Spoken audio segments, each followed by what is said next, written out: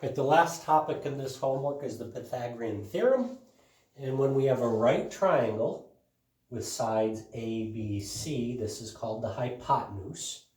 And it turns out that the hypotenuse squared is equal to A squared plus B squared. Or if I take the square root of both sides, we get C equals the square root of A squared plus B squared. So that's the Pythagorean Theorem. So now let's do this example here. So let's find the value of A. Well, the Pythagorean Theorem says that 5 squared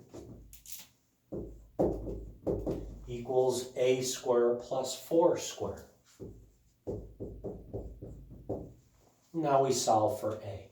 So let me square these two numbers. 5 squared is 25. 4 squared is 16. Now if I subtract 16 from both sides, those add up to 0, and we get A squared is equal to 25 minus 16 is 9.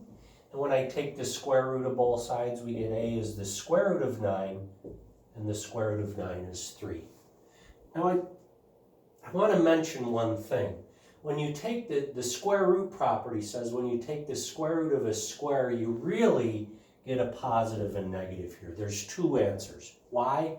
Because negative 3 squared means negative 3 times negative 3, which is positive 9. That works. That's a solution. 3 squared is also 9. But why do we, in this case, why do we only give the positive answer? The reason why is because we're talking about lengths. We don't usually talk about negative lengths, right?